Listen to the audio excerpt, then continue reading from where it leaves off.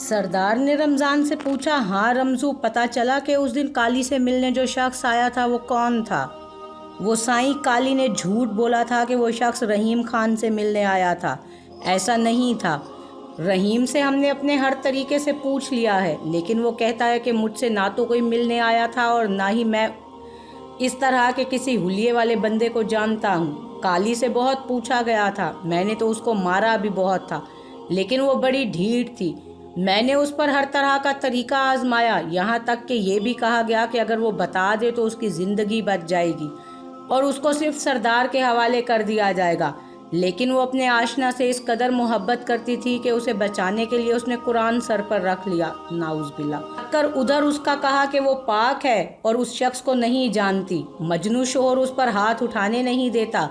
मजबूरन उसको मारने से पहले हमें उसके मुंह पर कपड़ा बांधकर उसके जिस्म पर मारता गया और पूछता गया, बताओ वो शख्स कौन था? मैंने और रमज़ू ने उसके टुकड़े टुकड़े कर दिए, लेकिन वो फिर भी ना मानी। बस बात ख़त्म करते हुए कहा, तो वो तो सब ठीक है, लेकिन शरई मसले में काली के साथ काला होना भी ज़रूरी है। अब उसके आशना का क्या करें?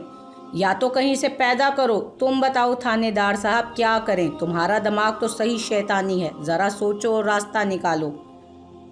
क्या करें? सरदार ने मुस्कुराते हुए थानेदार की तरफ देखा, जिसने शैतानी दिमाग पर अपनी तारीफ महसूस की, और गोया हुआ, साईं आपका हुक्म सर आंखों पर, मगर आजकल कुछ पैसों की तंगी की वजह से दिमाग काम नहीं कर रहा। सरदार ने कहा, कितनी गंदम की बोरियों और आम की पेटियों से तुम्हारा दिमाग काम करने लगेगा? थानेदार ने कदरे झींप कर कहा, साईं आपने जो पिछली दफ़ा गंदम दी थी वो तो ख़त्म हो गई, अब पूरा साल है, देख लें आगे, रमज़ान का महीना भी आ रहा है। अल्लाह का शुक्र है सारा घर रोज़े रखता है, फिर ईद के कपड़े लेते। आपको तो पता है कि बच्चों की फरमाइशें क्या क्या होती हैं। बस आपका साया सलामत रहे। थानेदार ने खुशामदी लहजे में कहा, रमज़ू बाली के बाप से भी और रुस्तम के बाप को भी बता दो, अगर बेटों को जेल से छुड़ाना चाहते हो तो जल्द से जल्द गंदम और दूसरी चीज़ों का बंदोबस्त करें। ये हुई ना बात साईं सरकार, अब मैं रिलैक्स हो गया हूँ। साईं कोई मसला ही नहीं है, काली के टुकड़े टुकड़े करके नहर में बहा दिए हैं ना, मछलियाँ शछलियाँ खा चुकी होंगी अब तक। बस गवाह और मुद्दई कोई ना हो गाँव से, फिर केस में जान नहीं होगी। वैसे भी गैरत में किया गया कत्ल मुआफ़ हो जाता है। बस हफ्ता दो आपके गैरतियों को जेल में रहना होगा। ठीक है, पर याद रखना जेल में कोई परेशानी ना हो इनको। ये तो इस खानदान की इज्जत के रखवाले हैं, बहादुर और दलेर जिगर रखने वाले हैं। साईं ने मूंछों को ताव देते हुए थानेदार से कहा, साईं फिक्र ना करें, घर के जैसा माहौल होगा इंशाल्लाह। साईं आपका हाथ सर पर रहेगा तो मेरा भी सर सलामत रहेगा, फिर जाहिर है इनका भी। और साईं आपकी तो दोस्ती MNA के साथ है, बस मेरी प्रमोशन हो जाए तो मज़े आ जाए। थानेदार ने खुशामदी लहजे में हाथ जोड़कर साईं के वकार को 4 चांद लगाए। ठीक है, हो जाएगा तेरा काम, बस मेरे बंदों को कोई तकलीफ नहीं होनी चाहिए। साईं ने गर्दन को तान कर कहा। साईं ने काके की तरफ देखा। काका समझ गया और साईं को सुनहरे तिल्ले से बना कीमती और हाथ से बुना हुआ खुस्सा पहनाने लग गया। जब काका खुस्सा पहना चुका तो साईं ने काके को पैर से धक्का देते हुए कहा, हर काम में सुस्ती। जेल में रमजूद, अबनवाज, अल्लाह वसाया, रुस्तम और 1-2 और जवान थे। उनकी इंटरटेनमेंट के लिए ताश और लूडो का इंतज़ाम कर दिया गया था। इसके अलावा साईं ने खाने और उनकी पसंद के पीने का भी ख़ास इंतज़ाम करवा रखा था। आखिर को इतना नेक काम करने वालों के लिए वो क्यों इंतज़ाम ना करता? भांग और चर्स ही तो थी जो उन गैरतमंदों की गैरत को जगाए रखती थी, और चाहे उनको नमाज नहीं आती थी, लेकिन वो अल्लाह के इस हुक्म पर कि जानी औरत चाहे उस पर शक ही क्यों ना हो कि दिलो जान से जान निकालेंगे, इस कारनामे के बदले उनको ना सिर्फ बाहर बल्कि जेल में भी खास किस्म का प्रोटोकॉल दिया जाता था। जेल में यूं तो सभी खुश थे, लेकिन रुस्तम बहुत उदास था। उसे अपनी बहन बहुत शिद्दत से याद आती थी, लेकिन वो दूसरों के सामने आंसू बहाकर बेगैरत और बुज़दिल नहीं कहलवाना चाहता था खुद को। इसलिए उन आंसुओं को आंखों से बहाने की बजाय दिल पर बहा देता। इस तरह आंखें खामोश मगर सुर्ख रहने लग गईं, और दिल पर आंसुओं के बहने से उसका जिस्म बुखार में तपने लग गया। इस तरह उसकी अंदरूनी कैफियत को उसके बुखार ने छुपा दिया था। लेकिन रमज़ू के साथ बहुत अजीबो गरीब वाक़यात हो रहे थे। वक्फे वक्फे से उसके कानों में आने वाली चीखें अब बढ़ती जा रही थीं। मज़ीद ये कि यह आवाज़ें सिर्फ उसको सुनाई देती, वो अपने साथियों से पूछता, क्या तुम लोगों को चीखें सुनाई दे रही हैं? फिर उनका जवाब नफी में सुनकर परेशान हो जाता। उधर बाली रोने की बजाय खामोश हो गया। गांव के लोगों का कहना था कि बुखार में इतने दिन से जो बेहोश पड़ा रहा था और सर पे लगने वाली चोटों ने उसके दिमाग पर असर कर दिया है। सखी की दरबार पर मन्नत देने से ठीक होगा। चुनाचे तकरीबन हर कोई उसकी माँ को मशवरे दे रहा होता कि फलां दरबार पर जाओ, फलां पीर साईं से तावीज़ लाओ, तभी ये ठीक होगा। लेकिन उसकी माँ जानती थी कि जो रोग उसे लगा है ये तो जिंदगी भर का है। इसके बावजूद वो करीबी दरबार पर जाकर मन्नत भी मान आई और पीर साईं से दम किया हुआ पानी और तावीज़ भी ले आई। माँ थी, अपने जिगर के टुकड़े को उदास देकर उसका सीना छलनी हो जाता और फिर उसकी आंखों से गिरने वाले आंसुओं का कुछ पता ना चलता कि वो पीनों के कत्ल के हैं या बाली के उजड़ने के। पीनों की माँ हनूज उसी हालत में थी, बाल बिखरे हुए, सर पर खाक डली हुई, कपड़ों का कोई होश नहीं था। बस अपने घर से जाती और मस्जिद के दरवाजे पर जोर जोर से हाथ मारती और कहती, कुरान मेरी धी का फैसला करो, अल्लाह साईं मेरी धी का फैसला करो। वो मुसलसल ऐसा करती, रोती चीखती, अल्लाह पाक को पुकारती। उसकी आहें यूं लगता था सीधी अल्लाह तक पहुंच रही हैं, क्योंकि जो भी उसको रोते हुए देखता उसका दिल बाहर आता महसूस होता। हर आंख अश्कबार थी। पीनों को छोटा भाई और भतीजा पीनों की माँ को पकड़कर घर ले आते, मगर थोड़ी देर बाद पीनों की माँ दोबारा मस्जिद के दरवाजे पर पहुंच जाती, लिहाजा उसे कमरे में बंद कर दिया जाता। वो पीनों की बातें करती रहती, उसके लिए अपनी जुबान में नोहे गाती, हायड़ी मेरी निमाणी धी ते को किथू लभा। नीम पागल सी उसकी माँ अपने हाथों को देखती, अपनी बाहों को देखती, अपनी बेटी को अपने सीने से लगाने के लिए बेचैन होती और फिर इस बात को सोच करके मेरी बेटी को कितना दर्द हुआ था, इस दर्द को महसूस करती और चीखें मारती कि हाय मेरी बेटी को कितना दर्द हुआ होगा। ऐसा तो फिरौन ने भी ना किया होगा, ऐसा तो करबला में भी ना हुआ होगा। यजीद के भी हाथ कुछ ना कुछ कांपे होंगे, लेकिन इन खिंजीरों को तो कुछ भी नहीं हुआ। फिर अपने शोहर का गिरेबान पकड़ती कि तुमने बचाया होता उसे, मेरे टुकड़े टुकड़े कर देते वो लोग, मगर मेरी धी को तो छोड़ देते। वो रोते रोते हलकान हो जाती। तब अमीरा की अम्मा उसे चुप कराने की कोशिश करती, अपनी बेटी का याद दिलाती, उसे तो उसके अपने सगे बाप और भाई ने मारा था, वो भी तो बेकसूर थी, उसकी क्या उम्र थी। उसी दिन तो उसने अपनी गुड़िया की शादी की थी। मुझे देखो कैसे जी रही हूँ, भरजाई हम औरतें इन मर्दों की गुलाम पैदा हुई हैं, सदियों से यही देख रही हैं, फिर भी आदी क्यों नहीं होती।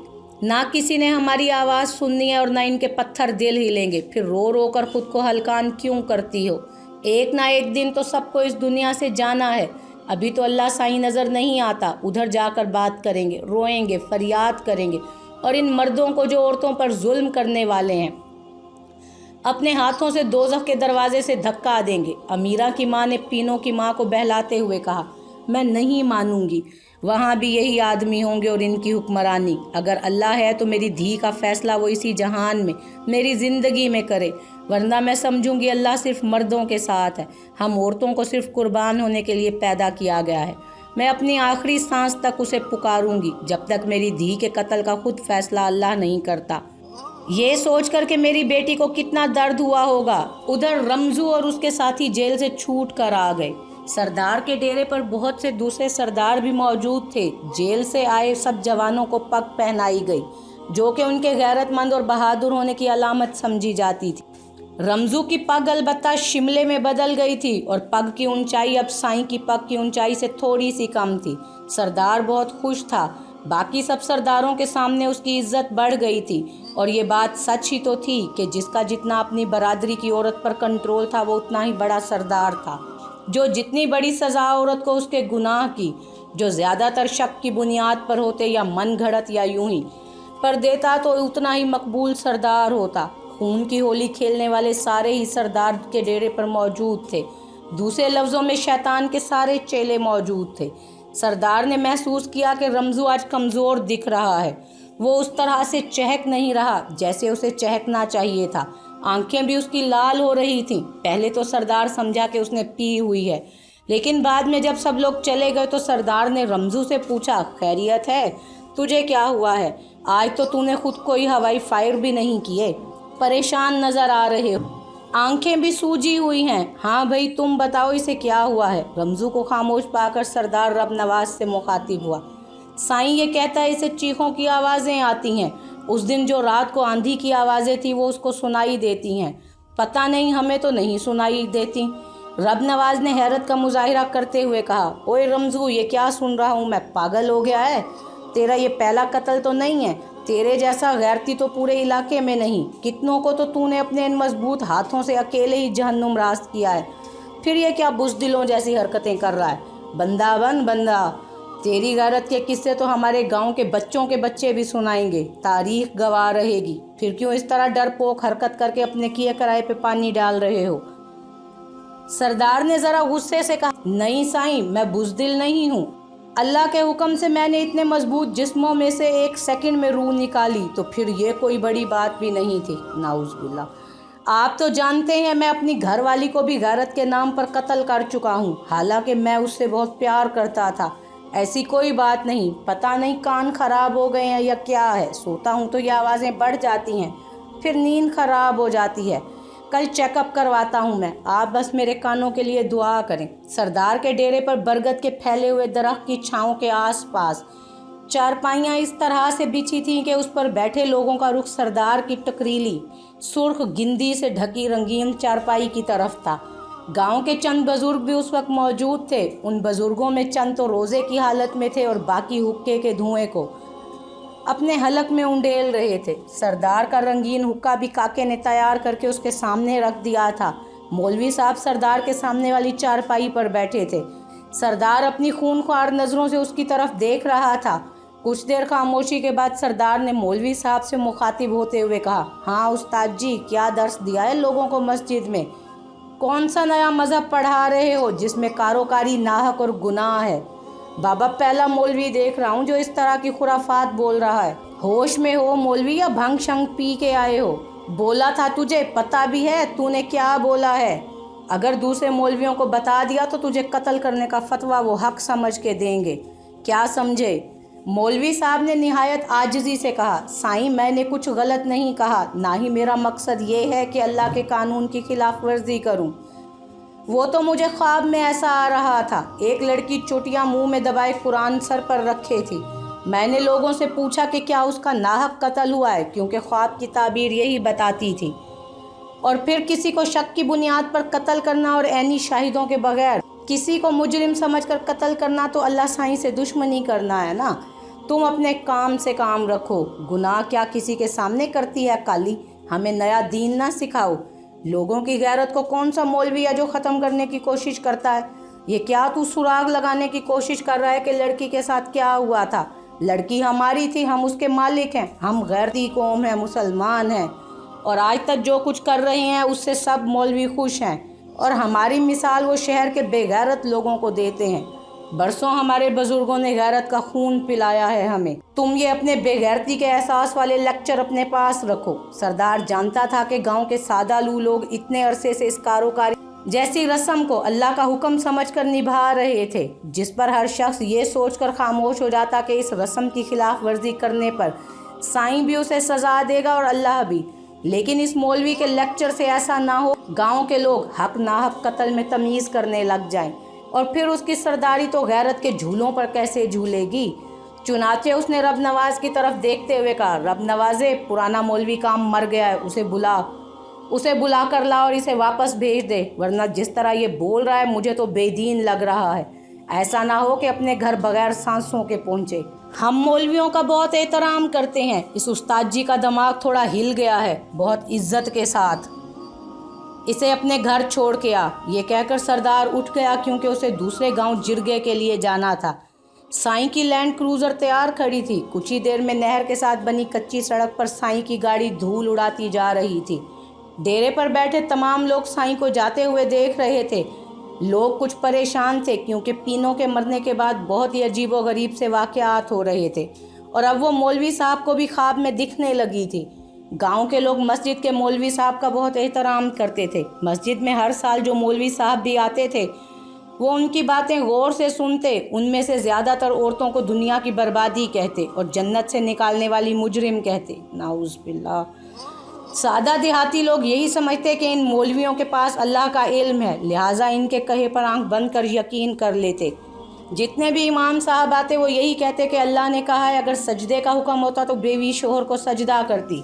यानी इतना बड़ा दर्जा मर्द का है, औरत महकूम है, खेती है, टेढ़ी पसली है, कम अकल है, इसे पर्दे में रखो, उस पर नज़र रखो। मर्द गुनाह करे तो उसे कत्ल करने, उसकी बेटी, बहन या भतीजी जिरगे के उसूल के मुताबिक कालक के एवज, यानी जिस शख्स से गुनाह सरज़ाद हुआ उसकी जान बख्शी के बदले में दिया जाता।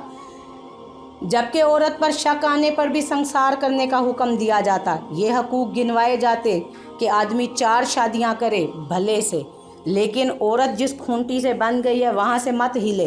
ये बातें वो हमेशा सुनते, लेकिन ये अजीब मौलवी था जो औरत को शक की बुनियाद पर कत्ल करना नाहक कह रहा था।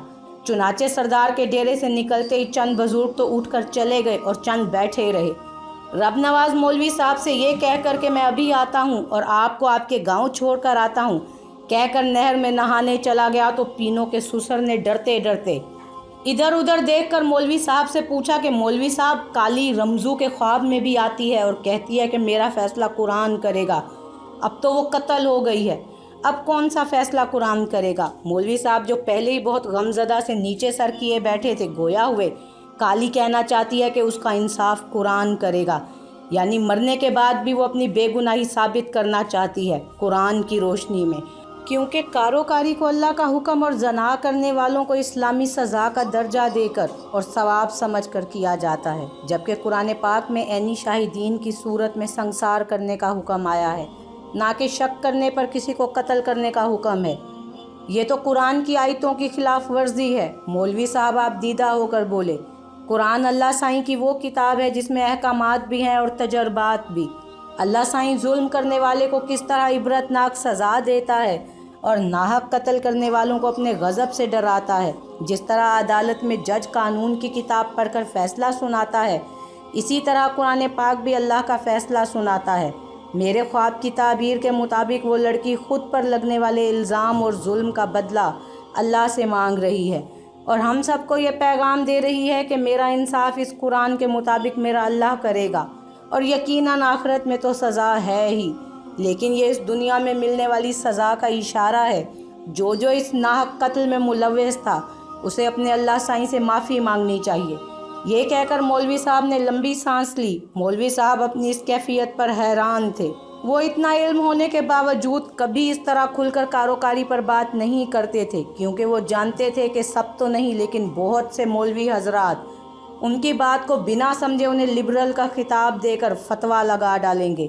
पीनों का सुसर गहरी सोच में पड़ गया। उसके चेहरे पर दुख के साथ तफक्कुरात, पछतावे का एहसास गुनाह बनकर छलकने लग गया। उसकी सज़ा तो शुरू हो गई थी। उसका बेटा बाली अपनी पीनों के गम में नीम पागल हो गया था। उसे न खाने का होश था न ओढ़ने का, बस नहर किनारे बैठा बातें करता रहता।